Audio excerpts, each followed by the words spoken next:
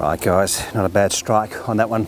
Have to say, enjoyed that one. Great video for you here, as I've had a lot of emails, a lot of comments, a lot of people reaching out to me to expand on one of the last videos that I've done where we look at the hand and wrist motion that nobody knows. And it's really an interesting area because a lot of people flipping it, not getting your compression, not getting your speed. In this video, we're going to take you through some drills and later on show you a couple little clips there, give you an even better understanding of what we're trying to do with these hands to get these PGA Tour averages of 12 degrees of shaft lean, so that we're coming down in a position here where we're catching ball in ground, we're not touching the grass before we touch the ball and adding artificial off fats and things. We want to really create a dynamic release pattern and to help us get through the golf ball more effectively. Now what we're going to be looking in this exercise first up is really what the left hand is doing when we're coming down and into impact here.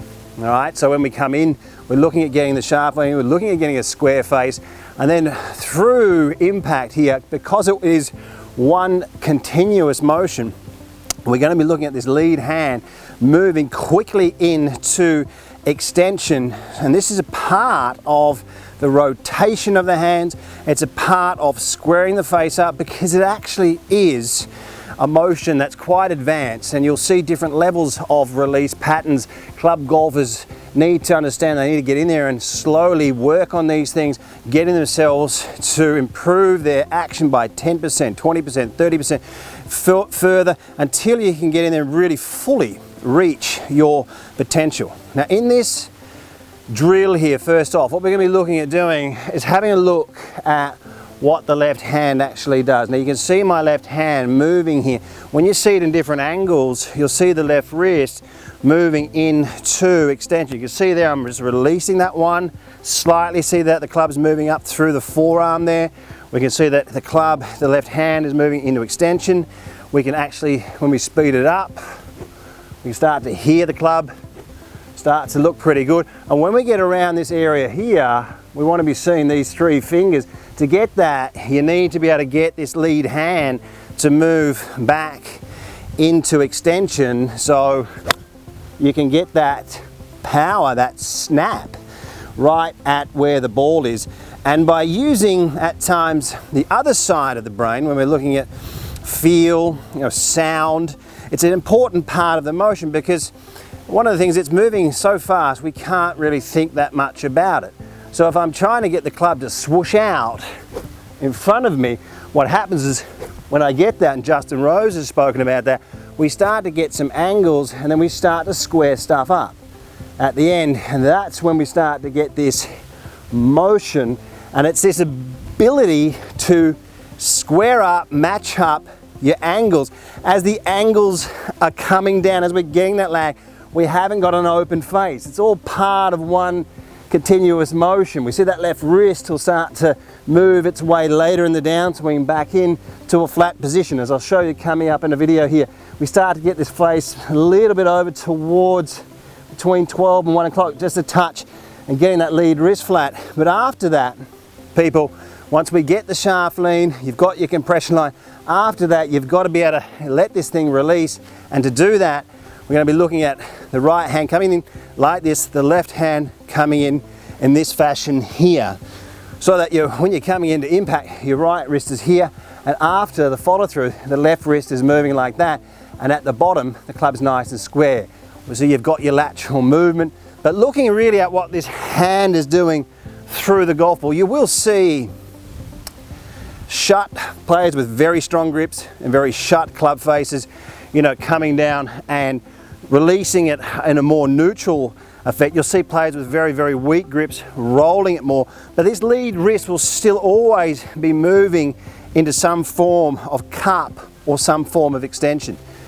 By applying these practice swings with your left hand first, get into the position into here where you can get the club around parallel to the ground. You start to see these three fingers, and around about, you can get that toe to point upwards. It's going to get you pretty close to the amount of rotation. You see my hand rotating. There's always going to be rotation, and this is where the club golfer doesn't do it. But that left hand drill is a great exercise. getting that left hand to move in extension.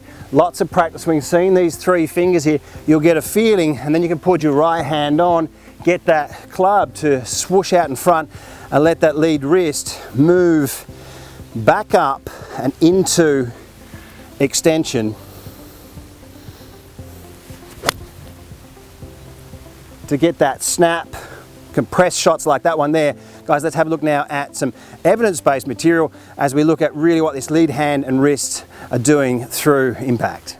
So guys, right, got some really interesting clips coming up. Improving your golf and getting closer and closer to these great positions. Let's have a look at Garcia, how much shaft length we've got there. We've got 90 degrees here, so we're moving down. We've got 17 degrees of shaft length. And Adam Scott here at 16 degrees. Now these positions, this is what we're trying to get as close to as possible. Now, when we look at the tour professional, the release coming down, it's always interesting. People are always talking about lag, but you have to be able to understand that it is one entire motion.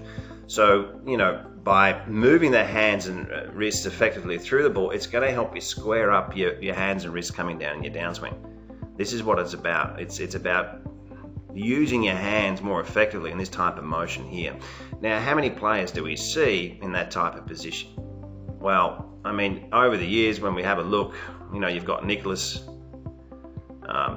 checking out that position there. You've got Fred Couples.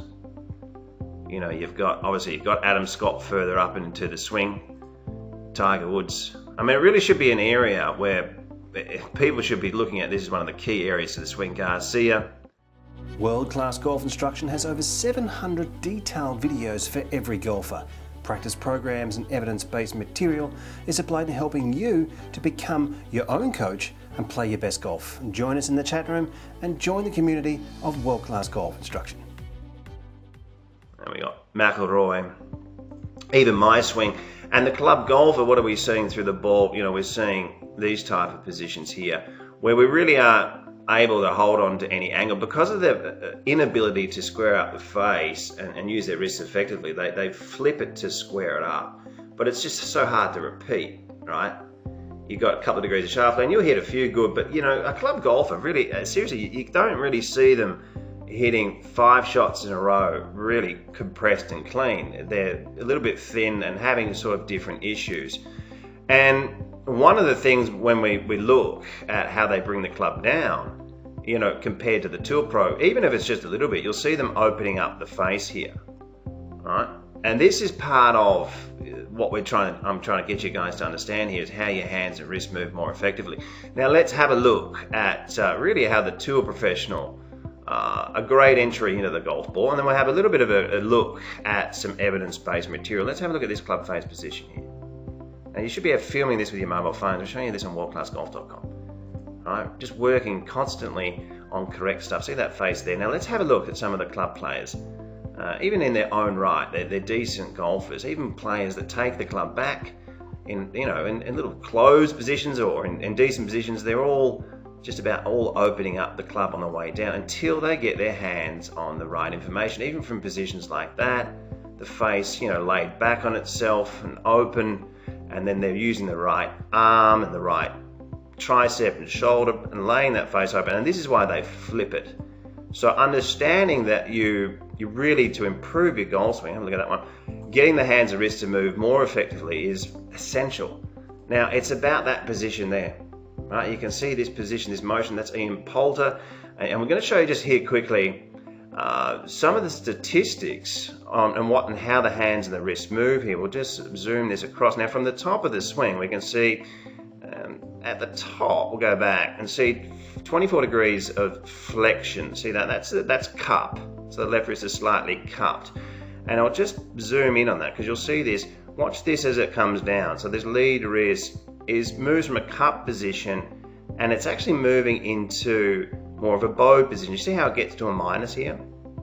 All right, we're getting around minus in this position. So, but this still belongs, the movement through the ball of the cupped left hand is still very important. Now there's Ricky Fowler. We'll just zoom across here, just bear with me, and we'll get into this through swing, similar position there. That lead wrist is 12 degrees now of flexion, so it's bowed down slightly.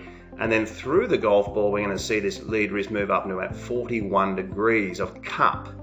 Now this cup through the ball, is what we showed you just the other week, is this lead wrist here. We see Fred Couples, who has tremendous amounts of lag. It's this snap, it's this extension in this lead wrist that's part of the motion for the entire downswing as well. So by practicing it with this lead hand drill, working hard, improving it, and getting the sound of the club to swoosh out in front, and understanding to standing in this position, holding it and practicing effectively, it really will help a lot of people out there get those lag angles and improve those lag angles. Guys, if you're after online lessons, check out CraigHansonGolf.com. And really, if you're after a platform that's growing, there's so many videos and there are more videos coming, people really improving their golf, check out Worldclassgolf.com. I hope you enjoyed the video, and I hope this helps you understand a little bit, the last couple of videos that we've done, of what the hands and wrists and the entry needs to be done, or what we need to do to get into the ball. You should be filming your swings. Good luck, guys, and I hope you enjoyed it.